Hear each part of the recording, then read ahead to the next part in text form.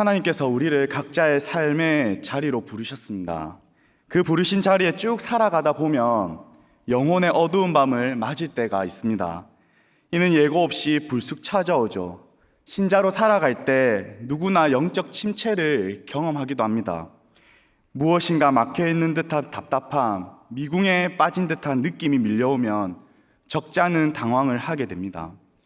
기도의 형식을 취하고 있지만 냉랭한 가슴이며 예배의 자리에 있지만 어두운 터널에 갇힌 느낌이 들 때가 있습니다. 깨달음의 촉수가 망가지고 영적 건전증에 시달리게 됩니다. 실어증 환자처럼 기도가 막히죠. 이때 영적으로 벼랑 끝에 선 듯 느껴집니다. 침체가 길어지면 여러 가지 시험에 노출됩니다. 우리가 사는 이 세상은 주변에 유혹이 널려 있습니다. 그래서 베드로전서 5장 8절에 너희 대적 마귀가 우는 사자같이 두루다니며 삼킬 자를 찾나니 라고 말씀합니다. 마귀가 우는 사자같이 두루다니면서 삼킬 자를 찾는다고 했습니다. 한번 죄의 덫에 빠지면 침체는 길어집니다.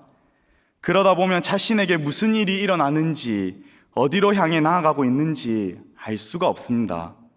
영적으로 세워져 가는 것은 힘겨운 작업이지만 허무너지기는 굉장히 쉽습니다. 이런 영적 침체는 하루아침에 일어나는 것은 아닙니다. 한순간 하나님에게 등을 돌리기보다 서서히 일어나는 것이죠. 조금씩 균열이 쌓여 예기치 못한 순간 그때 찾아옵니다. 무너지는 이 과정에는 미세한 조짐들이 있습니다. 베드로가 갑자기 예수님을 부인하고 배반한 것은 아닙니다. 여러 전조들이 있었기에 그렇게 된 것이죠. 작은 실수들을 단순히 작은 거라고 해서 우리는 간과하지 않아야 합니다. 형식적인 기도의 생활의 반복, 진심이 빠진 신앙 고백, 마음과 정성이 없는 예배의 반복은 침체를 불러옵니다. 그래서 무서운 것은 영적 타성입니다. 타성에 젖어들면 영적 긴장감이 사라지죠. 민감함도 사라집니다. 감동은 없고 자극만 있는 영적 활동은 형식적으로 변하게 되어 있습니다. 각종 프로그램에 참여하지만 그냥 피상적인 접초일 뿐일 확률이 높습니다. 겉으로는 화려한데 속은 텅 빈 상태는 공허할 뿐이죠. 이전의 낡은 틀 갇혀있는 것이 이와 같은 것입니다. 대개는 자신의 내면 안에서 무슨 일이 일어나는지를 간파하지 못합니다. 그래서 인간은 무너지고 난 다음에 늘 후회하죠. 영적 타성을 방치하면 심각한 결과를 초래하는데 이러한 현상은 영적 위기입니다. 영적으로 빨간불이 켜진 것입니다. 이럴 때 우리는 스스로 내 내면을 점검해 보아야 합니다. 하나님께 기계적인 신앙생활을 하고 있진 않는지, 영적으로 변질되어져 가고 있진 않는지 말이죠. 이스라엘 백성들은 서서히 변질되어 가면서 이 영적 위기, 영적으로 빨간불이 들어왔습니다. 오늘 본문을 통해서 어려운 시기, 이 위기 시대에 우리가 갖춰야 할 필요한 자세가 무엇인지 한번 살펴보고자 합니다. 선지자 아모스는 여로보암 2세 때 북방 이스라엘에서 사역했습니다. 아모스가 활동한 시기는 북방 이스라엘이 마지막으로 번영을 구가하고 있을 때입니다. 토길 왕국 시대에 버금가는 영토를 회복하고 안정과 번영을 누리고 있었습니다. 여로보암 2세는 부왕 요아스가 이룩해 놓은 이 통치 업적을 기반으로 자신이 임기 동안 안정되고 부강한 이스라엘 황금 시대를 이끌었습니다. 당시 이스라엘 영토는 하맛 어귀에서 아라바 바다에 이르렀는데 이는 통일 왕국의 솔로몬 시대의 영토와 맞먹는 것이었습니다. 그만큼 어마어마한 영토를 가지고 있었던 것이죠. 이는 여로보암 2세 때 이스라엘의 국력이 얼마나 막강한 것을 가지고 있었는지 알 수가 있습니다. 이런 정치적으로 부강하니 당연히 경제적으로도 번영의 시기가 있었습니다. 전쟁에서의 약탈물로 적지 않은 부가 축적되었죠. 그래서 아모스의 말씀을 살펴보면 이스라엘의 상류층이 누리던 경제적인 부요를 충분히 엿볼 수가 있습니다. 정치적으로는 비교적 평화로웠고 경제적으로도 한근기라 불릴 정도로 아주 번성한 시대였습니다. 그러나 이러한 성공과 번영은 안타깝게도 공평하게 분배되지는 못했습니다. 일부 기득권층의 전유물이 되어버렸죠. 또한 북이스라엘의 정치, 경제, 종교, 사회의 모든 영역에서 급속도로 타락해 갔습니다. 정치적 권력과 경제적 부를 손에 넣을 이 기득권층들은 자신의 힘과 부를 유지하고 그것을 누리는 것에 혈안이 되어 있었던 것입니다. 설상가상으로 종교 지도자들도 타락의 길로 걸어갔습니다. 그들은 하나님의 말씀에 따라 정의롭고 공의로운 삶을 살아야 한다는 가르침을 받아야 했는데 그것을 다 외면했고 기득권층에 편승했습니다. 그들은 여호와 하나님의 말씀과 신앙을 거짓된 호국 종교로 탈바꿈시켜버렸습니다. 그렇다 보니 백성을 하나님과 전혀 상관없는 맹목적인 만족감과 근거 없는 안위감으로 살아가게 만들어 버렸습니다. 이런 모습이 이스라엘에게 끝없이 이어져 갔고 자기 기만과 인권 침해에서 멈추지 않고 신성모독과 우상 숭배로 길결되었습니다. 언약 백성으로서의 정체성과 그에 준하는 삶 자체를 상실한 이 북이스라엘의 국군은 하나님의 임재가 머무는 약속의 땅으로부터 추방을 향해 급속히 다름질치고 있었던 것입니다. 이와 같은 상황에서 하나님이 북이스라엘의 지도자들과 백성을 성토하고 그들을 다시금 말씀과 언약의 길로 돌이키게 하려고 세우신 그 선지자가 바로 아모스였습니다. 아모스의 생애와 사역에 대해서 알 수 있는 것은 이 아모스서 외에는 전무합니다. 그의 직업은 목자입니다. 목자인 아모스는 이렇게 예언하는 것은 하나님께서 자신에게 명령하셨기에 그 명령을 받들어 순종할 뿐이었습니다. 하나님은 아모스 선지자를 통해 이스라엘에게 기근을 예고하십니다. 11절 말씀인데요. 우리 11절 말씀을 한번 읽어볼까요? 자막에 나오는데 한번 읽어보겠습니다. 시작. 주 여호와의 말씀이니라. 보라, 날이 이를지라. 내가 기근을 땅에 보내리니. 내가 기근을 땅에 보내겠다고 말씀하십니다. 기근은 재앙입니다. 기근이 땅에 임한다는 것은 위기 상황인 것이죠. 하나님께서 보내신 기근은 어떤 기근입니까? 본문 11절 말씀을 다시 보면 양식이 없어 주림이 아니요 물이 없어 가람이 아니요 여호와의 말씀을 듣지 못한 기갈이라고 말씀합니다. 하나님께서 보내신 기근은 영적 기근이요 말씀 기근입니다. 오늘 이스라엘 안에 진짜 문제는 사회적인 문제, 경제적인 문제 등 그런 세상의 문제들이 아닙니다. 하나님께서 보내신 이 말씀의 기근은 그냥 단순한 문제가 아닙니다. 당장 우리 눈앞에 펼쳐지지 않는다고 해서 대수롭지 않게 생각하는 사람들이 많을지 모르겠습니다. 우리 눈에 보이지 않는다고 해서 결코 가벼이 쉽게 볼 문제가 아닌 것이죠. 이는 그 어떤 것보다도 심각한 문제입니다. 12절 말씀에 사람이 바다에서 저 바다까지 북쪽에서 동쪽까지 비틀거리며 여호와의 말씀을 구하려고 돌아다녀도 얻지 못하리니. 사람이 이것저것 비틀거리면서 하나님의 말씀을 구하려고 하지만 얻지 못한다고 말씀합니다. 또한 13절 말씀인데요. 13절 말씀 한번 읽어보겠습니다. 시작. 그날에 아름다운 처녀와 젊은 남자가 다 가열하여 쓰러지리라. 아멘. 건장하고 가장 왕성한 시기의 사람들도 말씀의 기근으로 인해 갈아여 쓰러진다는 것입니다. 많은 사람들이 먹고 마시고 노는 것에 초점 맞춰져 있습니다. 이런 부분들에 마음이 빼앗기다 보니까 정작 자신에게 무엇이 중요한지, 자신 안에 무엇을 채우면서 살아가야 되는지 모르면서 살아갑니다. 야곱의 형 에서가 이와 같은 모습을 보인 사람 중 한 사람입니다.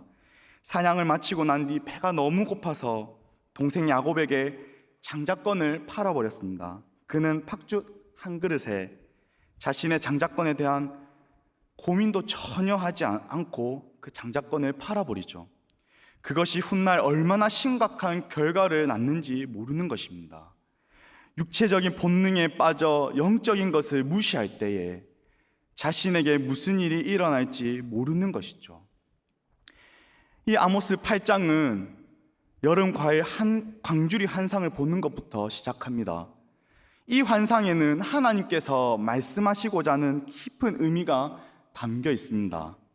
잘 익은 과일 광주리는 풍성함을 의미합니다. 그러나 잘 익은 여름 과일을 그대로 놔두면 금방 썩게 됩니다. 이것은 이스라엘에게 임할 이 심판의 때가 임박했음을 보여주는 메시지입니다. 육체의 본능에 따라 물질적 풍요에 빠져 하나님의 말씀을 무시한 이스라엘에 대한 경고성 환상인 것입니다. 믿음의 동역자 여러분, 경제적 기근보다 더 심각한 것은 영적 기근, 곧 말씀의 기근입니다. 말씀의 기근이 무엇일까요? 하나님의 백성인 이스라엘은 다른 민족들과 비교해서 특별히 구별되는 여러 가지가 있는데 그 가운데서 무엇이 이스라엘과 다른 민족이 구별되느냐? 그것은 이스라엘 백성들은 하나님의 말씀을 먹고 사는 백성이라는 겁니다. 하나님은 모세를 통해서 분명하게 선언하셨습니다. 신명기 8장 3절에 사람이 떡으로만 사는 것이 아니요 여호와의 입에서 나오는 모든 말씀으로 사는 줄을 네가 알게 하려 하심이니라. 하나님의 백성이 받아들여야 할 가장 중요한 진리가 무엇인가? 너희는 떡으로만 사는 민족이 아니다. 너희는 내 입에서 나오는 모든 말씀으로 사는 민족임을 잊지 말라는 겁니다. 이스라엘은 자신의 구원 역사 중 출애굽 사건을 가장 중요한 신앙의 역사로 간직하고 있었습니다. 그리고 특별히 광야 40년 이 삶을 자신들의 정체성을 확립하는 가장 중요한 시기로 인식했습니다. 하나님은 그들과 광야에서 언약을 체결하고 자신의 백성으로 삼으신 후에 그들에게 가르치려 했던 가장 중요한 과목은 사람이 무엇으로 사는가였습니다. 사람이 무엇으로 이 삶을 살아가는가? 척박한 사막에서 생존이 매 순간에 급전한 문제일 수밖에 없는 그 광야에서 누가 우리의 삶을 유지시켜 줄 것인가? 실종적 문제에 대한 질문이었습니다. 오늘날 살아가는 현대인들은 척박한 세상 속에서 아주 열심을 가지고 살아갑니다. 앞만 보며 달려갑니다. 우리는 물질적인 세계관의 영향을 받으며 살아가죠. 영적인 것보다 세상적인 것에 영향을 더 많이 받으며 살아갑니다. 영적인 필요보다 현실적이고 물질적인 필요를 채우는 일에 급급할 때가 얼마나 많은지 모르겠습니다. 이스라엘은 광야에서 생존의 의미, 삶의 가치, 그리고 생명은 어떻게 유지되는가에 대한 원초적이고도 중대한 실존적인 교훈을 배워야만 했습니다. 힘지도 아니하고 거두지도 않았지만 하늘로부터 오는 만나를 그들은 먹었고 전혀 기대할 수 없었던 메추라기 고기를 먹었으며 기적적으로 반석에서 샘이 터져 그들은 갈증을 해소했습니다.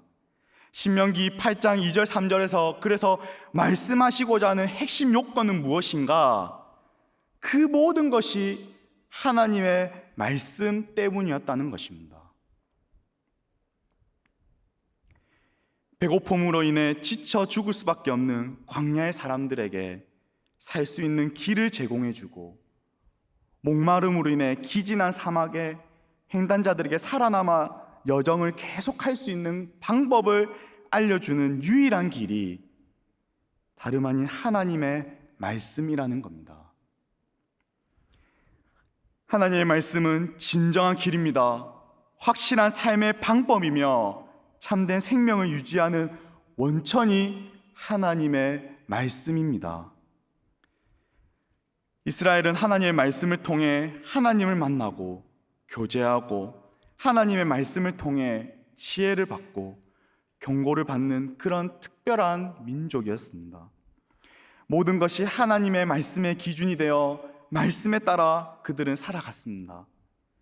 이 일을 위하여 하나님께서는 각 시대마다 선지자들을 보내셨습니다. 하나님께서 선지자들에게 말씀을 주셔서 그 말씀을 이스라엘 백성들에게 아침, 저녁으로 늘 말씀을 외치게 하셨습니다. 귀를 가진 이스라엘 백성들은 그 말씀을 언제든지 듣고 살아갈 수 있었습니다. 특별한 은혜 속에서 살아간 그들이지만 이스라엘 백성들은 점점 하나님의 말씀을 무시했습니다. 하나님께서 수많은 선지자들을 일으키셨고 그 수많은 선지자들을 일으키셔서 그들을 향해 보내셨음에도 그들은 계속적으로 무시해 버렸습니다. 그래서 하나님은 더 이상 말씀을 전하고 선포하는 선지자들을 보내지 않으셨습니다. 하나님께서 더 이상 아무런 말씀을 하지 않으시겠다는 겁니다. 이스라엘 입장에서 이것이 영적 기근이요 말씀의 기근입니다. 하나님의 말씀이 들려지지 않으면, 하나님의 말씀이 주어지지 않으면 무엇이 옳고 그른가, 무엇이 바른 방향인지 도저히 우리는 분간할 수 없습니다. 말씀이 없다면 영적인 맹인이 되어버리는 것입니다. 잘못된 길을 가고 있음에도, 그 길은 멸망의 길임에도 우리는 계속 걸어가는 것이죠. 왜요? 분간할 수가 없으니까. 죄성을 가진 우리는 도저히 옳고 그름이 무엇인지 분간할 수 있는 능력이 없으니까요. 아모스 8장 4절 이후에는 하나님의 말씀을 무시한 이스라엘을 사회 전체적으로 공의가 무너졌고, 하나님을 예배하는 것은 뒷전이었으며 물질을 취하려고 혈안이 된 탐욕 사회에 대한 지적하는 내용이 쭉 나옵니다. 물질적 풍요에 젖어 세상적인 것에 탐닉한 나머지 종교의 형식만 남아 있었습니다.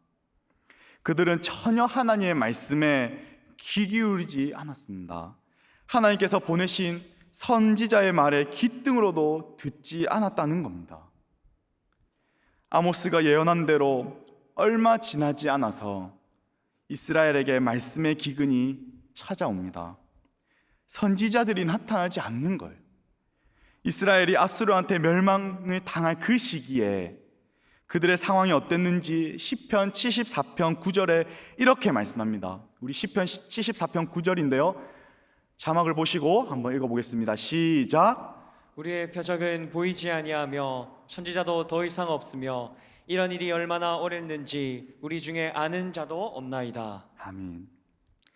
선지자도 없으며 선지자가 없는 그 말씀의 기근이 얼마나 오래 지속이 될지 우리 중에 아는 자가 없다고 합니다.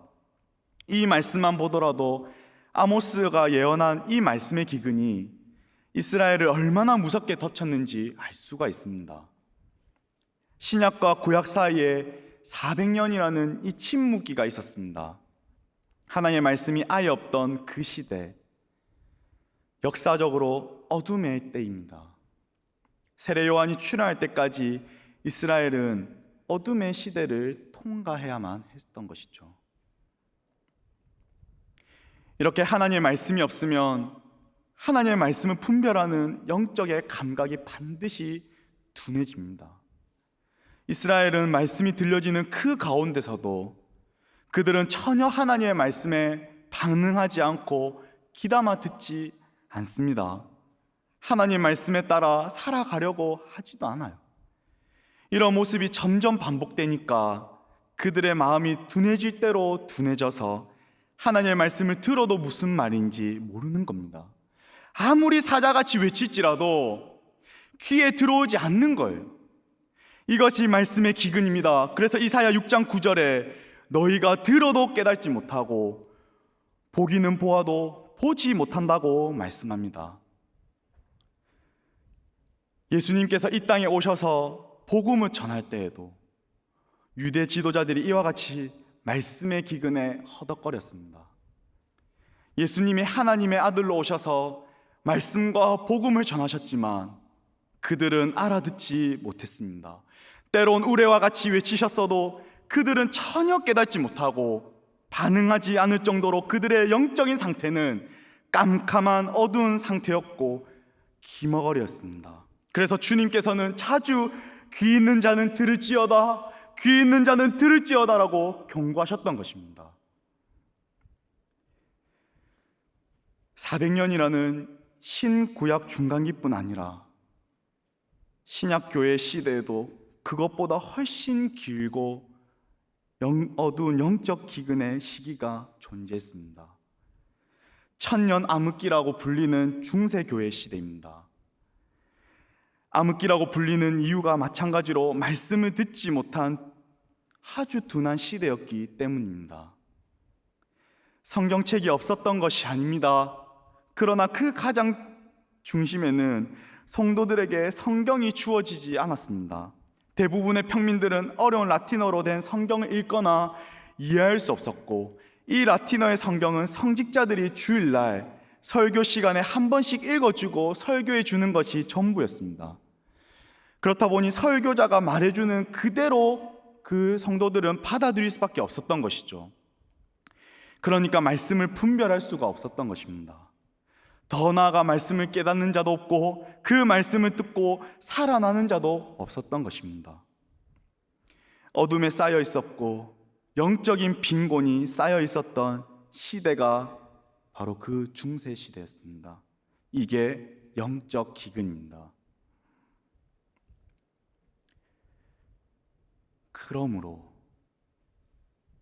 그러므로 영적 기근을 간단하게 생각해서는 결코 안 됩니다. 영적 기갈, 영적인 갈증을 느껴본 적이 있으십니까? 대개는 영적 기갈보다 현실적인 기갈을 더 많이 느낍니다. 많은 사람이 경제적인 문제로 인해 늘 부대끼며 살아갑니다. 경제적인 문제에 있어서 기근이 찾아오면 얼마나 우리가 불안해합니까? 양식의 기근과 가뭄 이런 것들에 대해서는 굉장히 우리는 예민합니다. 그리고 민감하죠. 그 위기를 즉시 우리는 바로 느낍니다. 그러나 말씀의 기근에 있어서는 우리는 그렇게 대수롭지 않게 여기며 살아갑니다. 또한 어찌 보면 적당한 선에서 우리는 말씀을 듣고만 있는지도 모르겠습니다. 말씀이 제대로 귀에 들어오는 순간 현재의 삶을 바꿔야 한다는 그 부담이 있기 때문이죠. 말씀을 제대로 들을 때 내 삶의 손해를 보는 일들이 요구되기도 있기 때문이죠. 이전에는 적당한 선에서 말씀을 듣고 내가 하고 싶은 대로 살았는데 말씀에 귀를 기울인 순간 그렇게 살 수 없게 되는 것입니다. 근데 분명히 우리가 알아야 하는 것은 말씀 듣기를 거절하고 소극적으로 우리가 하면 그때부터 영적인 기근, 말씀의 기근은 반드시 찾아오기 시작한다는 것입니다.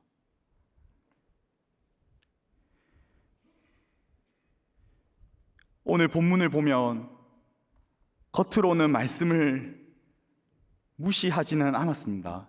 다시 한번 이 12절 말씀을 보시면 여호와의 말씀을 구하려 돌아다녔다라고 말씀합니다.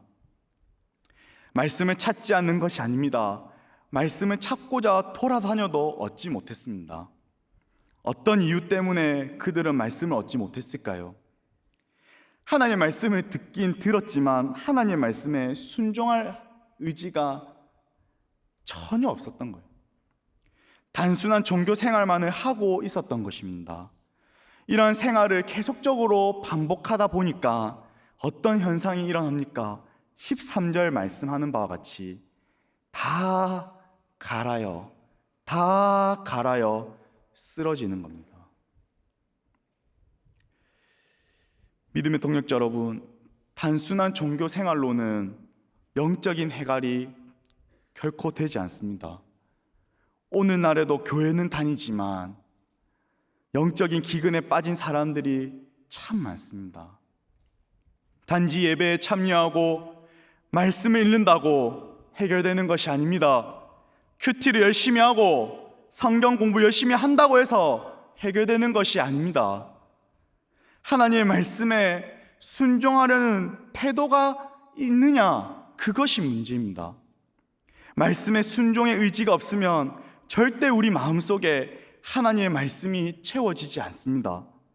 그러면 우리의 삶은 반드시 무너지게 되어 있습니다. 우리가 무너지지 않을 수 있도록 견고하게, 그 견고한 지지대는 오직 하나님의 말씀뿐인 것입니다. 그러므로 영적 기근을 채워야 하는데 채우는 길은 무엇일까요? 정답은 하나님의 말씀밖에 없다는 것입니다. 우리 인간은 하나님의 형상대로 지어진 존재입니다. 그래서 인간 내면의 한켠에는 하나님만으로 채울 수 있는 유일한 공간이 있습니다. 다른 것으로 아무리 채워 넣으려고 해도 결코 채워 넣을 수 없는 것이죠. 우리의 영혼이 만족할 수 있는 길은 오직 하나님의 말씀뿐입니다. 하나님의 말씀이 우리 안에 채워질 때 이 세상에서 우리는 분별하며 살아갈 수 있습니다. 뭐가 더 중요하고 옳고 그름인지 우리는 잘 판단하면서 나아갈 수 있는 것입니다. 믿음의 동역자 여러분, 오늘날 이 시대는 위기의 시대입니다. 너의 말도 맞고 나의 말도 맞다고 하는 진리가 점점 모해지는 시대가 오늘날의 시대입니다. 위기의 시대입니다. 무분별한 시대를 우리는 살아가고 있습니다.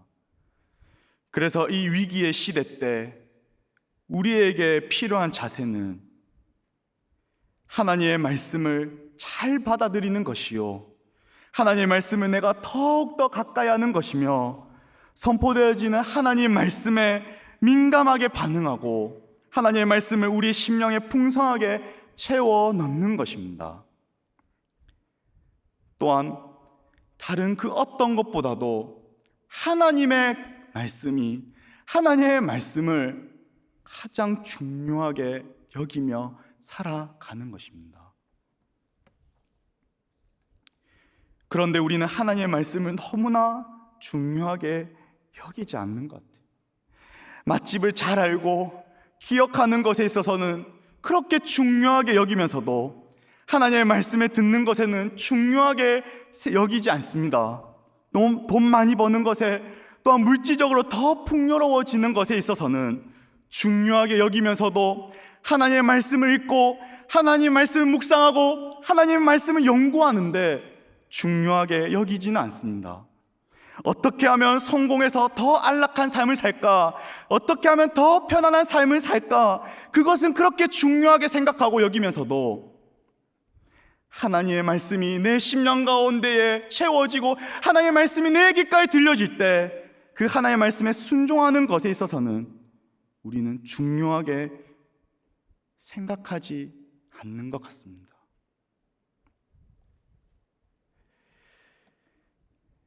마태복음 4장에 예수님께서 시험을 받으셨을 때 40일 동안 육체적 금식 속에서도 떡이 중요한 것이 아니라 말씀이 중요하다는 것을 가르치십니다. 당장 떡이 없으면 쓰러지고 죽을 것 같지만 그것이 아니라는 것을 예수님은 가르쳐주고 싶으셨던 것입니다. 떡이 부족해서 우리의 삶은 불행하지 않습니다. 말씀이 없어 불행해지는 것입니다. 말씀이 우리 안에 풍성하면 그것으로 충분합니다. 말씀이 우리 안에 차고 넘치면 그것으로 족한 줄을 믿습니다. 말씀 안에 진정한 부요함이 있음을 믿으시길 바랍니다. 이 말을 달리하면 무엇일까요? 말씀 그 자체이신 예수 그리스도이면 충분하다는 것입니다. 이 땅에 오신 예수님 한 분이면 족하다는 것입니다. 그래서 사도 바울도 예수 그리스도를 만나니까 자신의 가지고 있는 것을 다 해로 여기고 다 배설물과 같이 여기지 않습니까? 믿음의 동역자 여러분, 예수 그리스도면 충분한 줄 믿습니다. 혼탁하고 어지러운 시대에 참된 소망은 우리 구주 예수님밖에 없습니다. 믿음의 동역자 여러분, 다음 주에 우리가 그렇게 고대하고 기다리던 행축이 있습니다. 우리가 행축을 하는 이유가 무엇일까요? 그냥 매번 하는 것이니까 그래서 행축을 하는 겁니까? 아니죠. 하나님께서 우리에게 주신 이 복음을 가지고, 하나님께서 주신 이 말씀을 가지고 복음을 알지 못해 죽어가는 영혼들에게 전하자는 날이 행축입니다. 복음을 알지 못해서 영원하지 않는 것에 마음과 정성을 쏟아부으면서 살아가는 사람이 얼마나 많습니까? 술에 취하고 쾌락에 취하고 남자와 여자에 취하고 향락에 취하면서 살아가는 수많은 청년들이 오늘날 이 시대에 얼마나 많이 있습니까? 믿음의 동역자 여러분, 우리가 그들에게 분명하게 알려줘야 합니다. 우리가 그들에게 가르쳐야 합니다. 선포해야 합니다. 전해야 합니다. 무엇을로요? 참된 생명이, 참된 가치가, 참된 만족이, 참된 부요함이 어디 있는지 우리는 그들에게 전해야 되는 것입니다. 그런 이들에게 하나님은 복음이 흘러가기를 바라세요. 그 일을 이루시기 위해 우리를 먼저 택하시고 우리에게 말씀과 이 생명과 복음을 우리에게 먼저 주신 것이죠. 믿음의 동역자 여러분, 한 주 남았습니다. 한 주 남았다고요. 기도하면서 한 번만 더 영혼들에게 권유하십시오. 교회 가자고. 예수님이 너를 사랑한다고. 한 번만 더 권유하십시오. 우리는 할 수 없을지라도 하나님께서 역사하시면 역사가 일어날 줄 믿습니다. 그러나 이 이전에 우리가 먼저 해야 할 것이 있습니다. 그것은 우리 내면에, 우리 안에 메말라버린 영적 기근에서 벗어나야 합니다. 우리 안에 영적 기근이 있는 상태로 우리가 살아가고 있다면 그들에게 전도하고 그들에게 교회 가자고 말한들 무슨 소용이 있겠습니까? 우리 안에 먼저 하나님의 말씀이, 하나님의 사랑이, 하나님의 그 복음의 참된 생명이, 그리고 진정한 소망이신 예수 그리스도가 내 안에 충만하고 차고 넘쳐야지 우리가 그들에게 진정성을 가지고 그들에게 있는 그대로 잘 전할 수 있지 않겠습니까? 그리고 우리 주변에 예수님을 알지 못하는 영혼들에게 우리가 더 애통하는 마음으로 나아가지 않겠습니까? 그리고 그들이 우리의 이러한 모습을 보고 살아계신 그 하나님의 형상을 발견하는 거 아니겠습니까? 그렇게 하기 위해서 우리 내면에는 영적 기근이 있다면 벗어 던져야 합니다. 영적인 부요함이 우리 안에 일어나기를 간절히 소망합니다. 그 영적인 부요함이 우리 안에 차고 넘칠 때 하나님의 놀라운 역사가 일어날 줄 믿습니다. 태신자들의 우리의 모습과 우리의 행동을 통해 예수 그리스도가 발견될 줄 믿습니다.